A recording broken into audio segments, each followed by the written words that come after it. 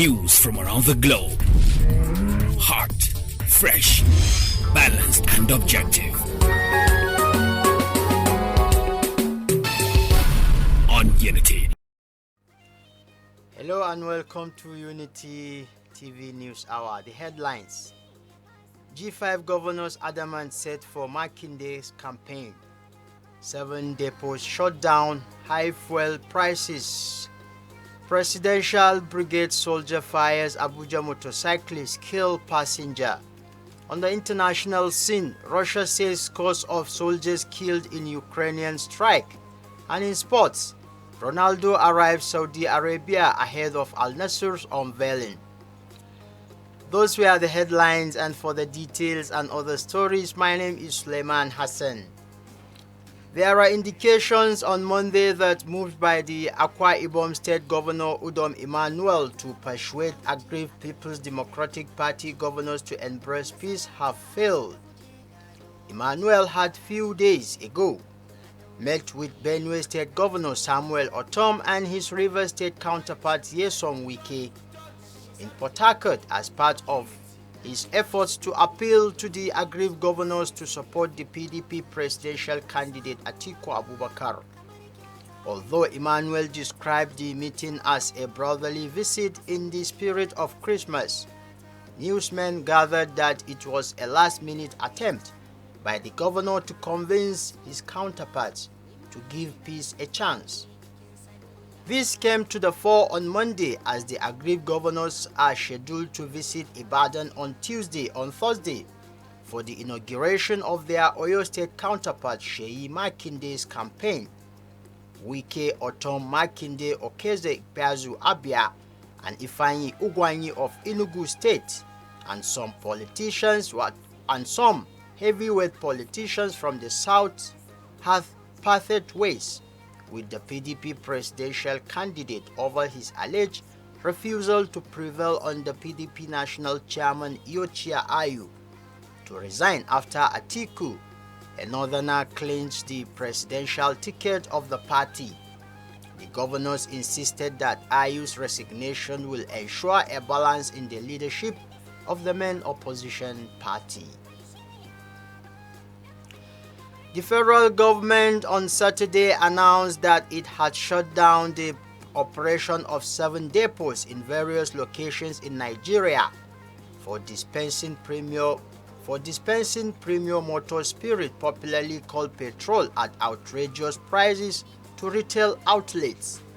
It said that the action by the affected depots contravened the provisions of the Petroleum Industry Act 2021 and also contributed to the recent PMS supply crisis in the downstream oil sector.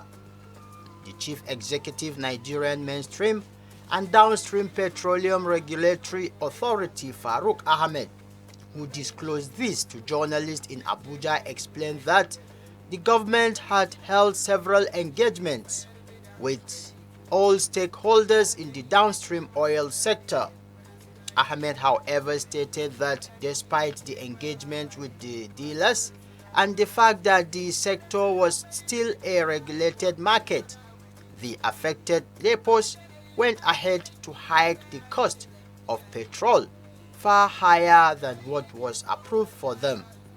He said the government had confirmed that the price of chartering vessels for transportation of PMS by marketers had also increased, but stressed that the issue had been discussed with marketers on how it will be addressed. The Nigerian Medical Association had condemned the mother of one of its members, Dr. Uyi Oluobe, who was reportedly killed by the relatives of his patient at a hospital in Ogara, Delta State. It was gathered that Oluobe was murdered on December 31, 2022. The NMA, in a statement by its president, Dr. Uche Ojinma, on Monday, urged the National Assembly to criminalize violence against health workers in the country. A trigger-happy Nigerian Army officer, Abubakar Idris, attached to the Presidential Brigade on Monday, opened fire on some motorcyclists in Abuja, killing a passenger on the spot. It was gathered that the incident happened around 1 a.m. close to a bridge along Aguiyi Way, Asokoro, where Idris and his colleagues were stationed for guard duty.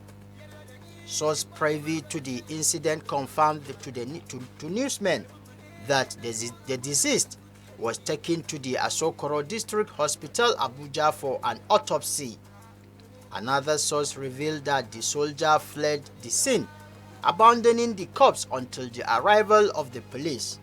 The spokesperson of the brigade, Akbar Godfrey, said he was not aware of the incident. One terrorist, Ibrahim Ndogo, has been killed and several others escaped with various gunshot wounds in an encounter with the police in Jibia local government area of Katsina State. During the encounter, 2 police officers also sustained various degrees of injury. The incident came on Monday at about 4:30 a.m. The terrorists in their numbers shot sporadically with AK-47 rifles and attacked a police nipping point at Magama Hijri Junction along Jibia Katsina Road. The policemen in response engaged the terrorists in a fierce gun duel and successfully repelled them and killed one of them. The encounter also led to the recovery of 1 AK-47 rifle belonging to the terrorists alongside 4 magazines containing 90 rounds of 7.62 mm ammunition, money and other exhibits. A statement issued by the Katsina Police Command spokesperson SP Gambo Isa noted that search parties are still combing the area with a view to arresting or recovering more dead bodies of the terrorists. Plateau State Police Command on Sunday night rescued a kidnapped victim identified as Alexandra Plangnan and also recovered a stolen vehicle in the process. Plangnan is a serving permanent secretary in the state and was abducted on Sunday night in his house in the state low-cost area, Rantia, just south local government area of Plateau State. Confirming the incident, the State Police Public Relations Officer DSP Alfred Alabo said, on January 1, 2023, they received a call from a Good Samaritan and a resident of State Locust, just south local government area of Plateau State, that one engineer Alexandra Plangnan, the permanent secretary of the Plateau State Ministry of Works, was kidnapped in his official Hilux vehicle at the gate of his residence at State Locust by 4 unknown gunmen through the combined efforts of Rantia,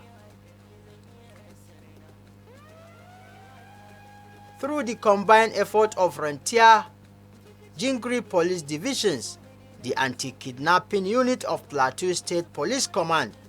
The victim was rescued and his vehicle was recovered at Mr. Ali area of Basa local government area same day at about 23:40 hours, while the kidnappers fled.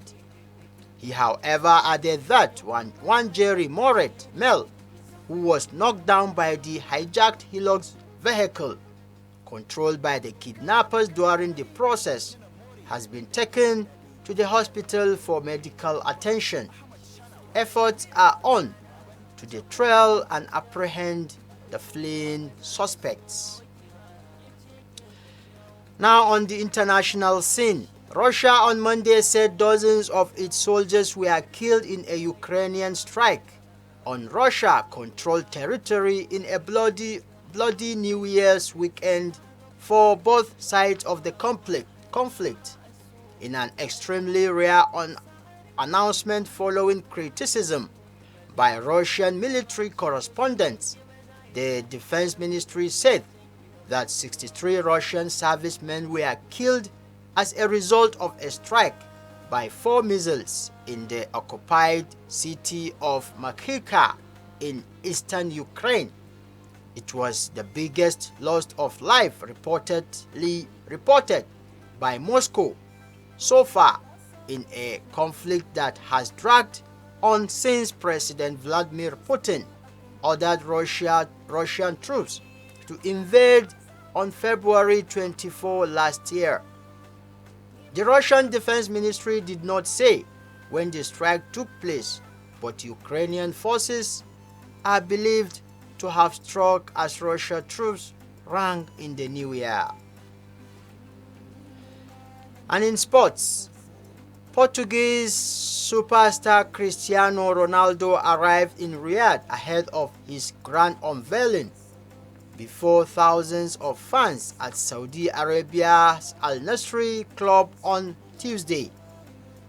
After sealing a shock move estimated at more than 200 million euros, the 37-year-old 5-time winner of the Ballon d'Or touched down in the capital late on Monday, according to Al Akhbariya state-run TV, and he is staying at a luxury hotel with his entourage. There are high security measures around the airport with many police cars and checkpoints. Ronaldo, who left Manchester United under a cloud after slamming the club in a TV interview, will appear at Al Nassr's 25,000 capacity Mosul Park Stadium in Riyadh at 7 p.m. on Tuesday. With this story, we come to the end of our bulletins for now.